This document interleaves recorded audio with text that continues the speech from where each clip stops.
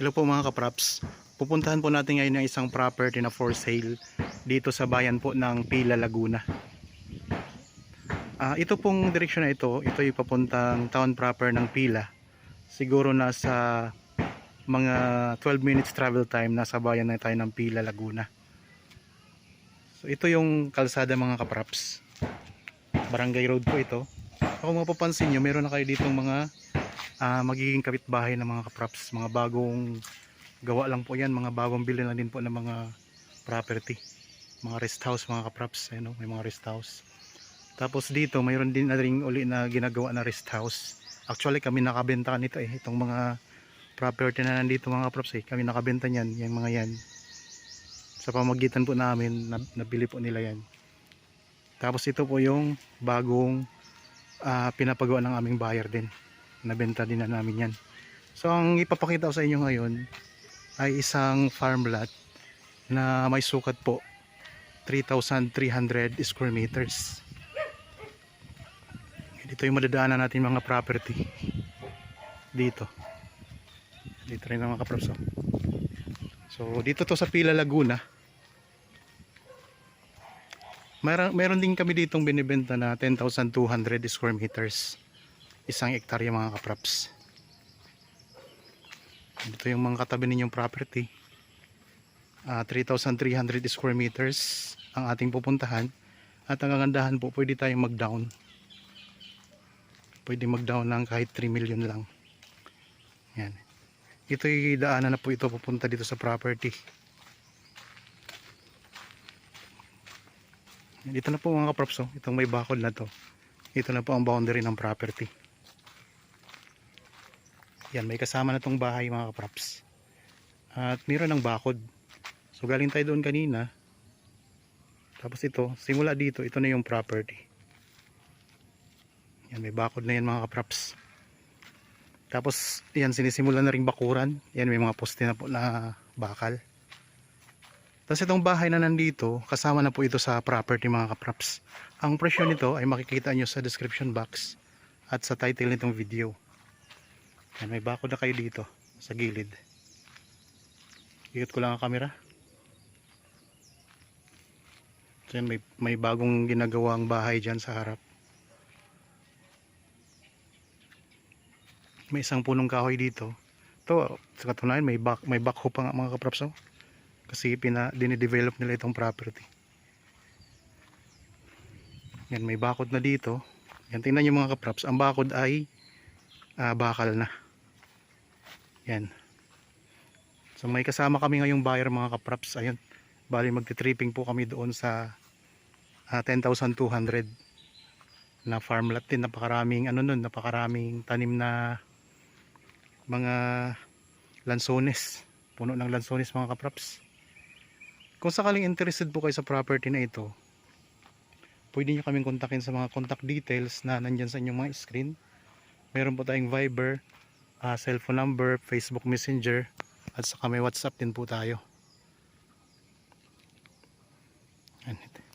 Ulitin ko lang mga kaprops ha, ito po ay 3,300 square meters. Meron pong kubo na kasama, may bahay na rin po nakasama. May bakod na po doon sa kabila mga kaprops. Ang bakod doon ay barbed wire. Tapos merong katabing creek. Ayan, may creek po dito mga kaprops. Yan, may creek tayo dito. Tapos hanggang dito po ang boundary ng property. So sa tabi ng creek siya.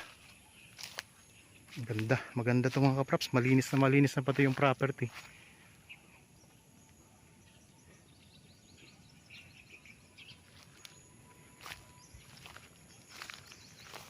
Dito, ikutin lang natin to. Mayroon na ditong linya ng kuryente at saka mayroon na rin linya ng tubig.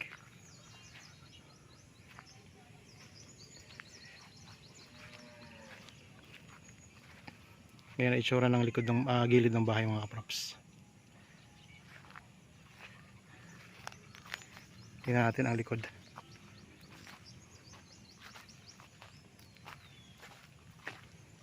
Yan, meron na ring water pump.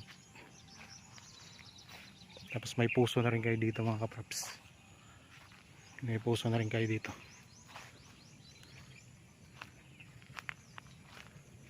(3,300 square meters lang po ito mga kaprops ha. Ikot ko lang camera. Yan, dito sinisimula na po ang pagbabakod. Ayan na po, may mga poste na bakal, mga tubo.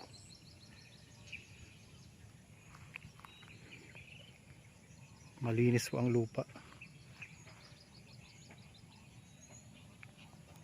Saka diretso na po dito ang sasakyan ninyo sa loob mga kaprops. May daanan na talaga siya. Hindi na kayo mong problema sa right of way. May sarili na siyang daanan. Yan, dito naman tayo sa may gilid. Meron ditong ginawa silang maliit na tulay. Ayun, may maliit na tulay o daanan, may imbornal. Yan, ito yung pinaka dulong bahagi ng property. Tingnan nyo po, mayroon din kayong isang puno ng niyog. Kung sakaling nais nyo pong magtanim dito mga kaprops, maganda ang lupa dito, mataba. Pwede pa kayo magtanim dito. Yan, ito yung pinaka boundary mga kaprops, itong creek na ito. Yan, boundary ito.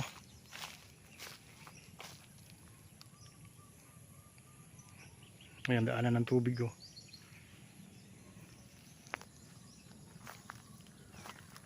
Bali ang Pila Laguna mga kaprops, nasa mahigit 2 oras lang ang biyahe mula sa Manila.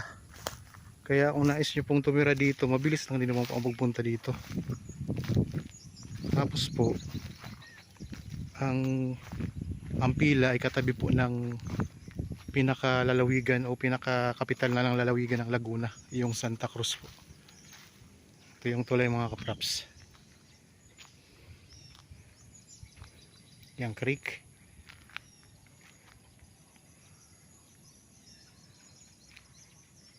So maganda po dito kung gusto niyo yung i-improve pa yung bahay.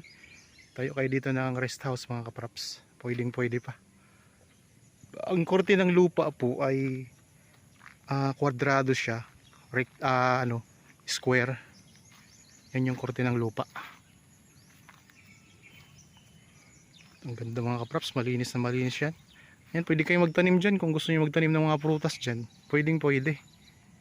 Kapag nabili niyo itong property. Tapos ang lupa mga kaprops, ang mga tanim niya, mga Carabao grass na rin. Mayroon rin siya mga tanim na Carabao grass. At may mga katabi na po kayong property na dinidevelop at saka mga develop na. Kaya ang ganda nito mga kaprops. Pwede kayo mag down lang ng kahit 3M. Tapos magagamit nyo na po itong property mga kaprops. Makipag-usap lang kayo sa may-ari. Ang distansya nito sa town proper ng Pila nasa 12 to 15 minutes travel time lang sa town proper.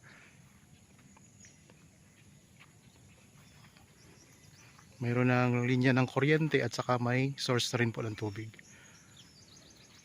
Okay mga kaprops, naikot na natin yung property.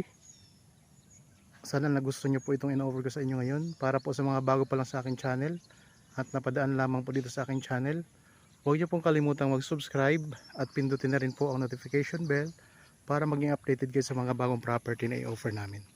Maraming salamat po, lagi tayong mag-iingat at God bless po sa ating lahat mga kaprops.